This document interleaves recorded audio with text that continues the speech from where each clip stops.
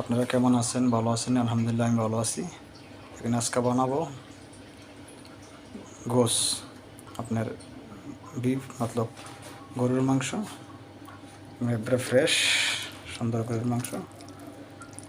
তো সাথে সব কিছু রেডি করে নিয়েছি, পেঁয়াজ কাটছি, এখানে আপনার যাবতীয় ইত্যাদি মশলা সব কিছু আপনি এটাতে ব্লেন্ডার করে নিয়েছি। তো এইটা হচ্ছে আপনার মার্কেট থেকে আনা হয়েছে আপনার অফারে, এটা 20 টাকা কেজি অফারে। বৃহস্পতিবার থেকে আপনার রবিবার পর্যন্ত আমরা অফার থাকে দেশে। তো অন্যদিন এভাবে যায় আপনার 25 টাকা 26 টাকা কিলো, কিন্তু অফারের সময় আপনার 20 টাকা কিলো হয়। তো এটা হচ্ছে পাকিস্তানি, অন্য দেশেরও আছে। তো পাকিস্তানি গোশটা আপনারা আমাদের দেশের গোস্তের মতো স্বাদ লাগে আর কি। দেখেন সুন্দর একবারে হাড্ডিওয়ালা, হাড্ডি ছাড়াও পাওয়া যায়। দেখেন এখানে অয়েল গরম করতেছি। তো অয়েল গরমের পরে এখানে পেঁয়াজ রসুন সব কিছু দেওয়া হবে। তো পেঁয়াজ দেওয়া হয়ে গেছে, এগুলো এখন সুন্দর করে কষানো হইতেছে। দেখেন এখানে পেঁয়াজ টিয়াজ সব কিছু এগুলো কষানো হইতেছে। দেখেন এখানে হলুদের গুঁড়া, মরিচের গুঁড়া, মিক্সিং মশলা সব কিছু দেওয়া হয়ে গেছে। দেখেন মশলা কত সুন্দর কালার হয়েছে, দেখছেন নি? তো এই প্রসেসে আপনারা যদি বানান প্রবাসে, এটা হচ্ছে আপনার আবুধাবি, আমরা আসলে দুবাই আবুধাবিতে। দেখেন মাশাআল্লাহ কত সুন্দর।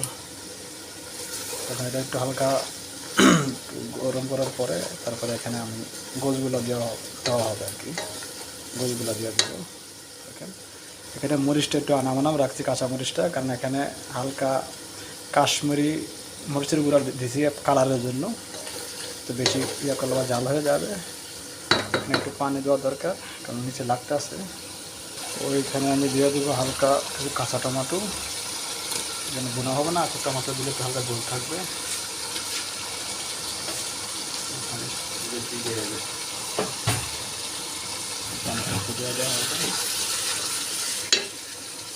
ऋषि কেমন আছে? ভালো আছে? দেখা ऋषि मेरा सालम का कितना अच्छा कलर आ गया, देखा? माशाल्लाह बोलो एक बार, माशाल्लाह बोलो ভালোবাসি। हाँ हमारा पाकिस्तानी भाई, देखो माशाल्लाह कितना अच्छा हो गया। इसमें थोड़ा टाइम बाद इसको गोश्त डाल जाएगा। দেখেন এখানে আমি গোশগুলো ঢালে দেওয়া হয়েছে, এখানে একটু হালকা নাড়াচাড়া করতে হবে। তো এটা হচ্ছে পাকিস্তানি হাড্ডি সহকারে, হাড্ডি ছাড়াও আছে। তো হাড্ডি ছাড়াটা এত টেস্ট লাগে না, হাড্ডি সহকারে অনেক মজা লাগে। সেম দাম, হাড্ডি ছাড়াও একই দাম। তো পাকিস্তানি গোশটা একটু আমাদের দেশের গোস্তের মতো স্বাদ লাগে, বাকি ইন্ডিয়ান তো মজা লাগে না। তারপরে আমাদের সাথে থাকুন। যদি আমার এই ভিডিওটা আপনাদের ভালো লাগে, অবশ্যই আমার ফেসবুক পেজটিতে একটা ফলো দিয়ে আমার পাশে থাকবেন। প্রবাসে আমরা এইভাবেই কষ্ট করে খাইতেছি, চলতেছি। বন্ধুরা দেখেন এখানে আমার গরুর মাংস ইনশাল্লাহ হইতেছে।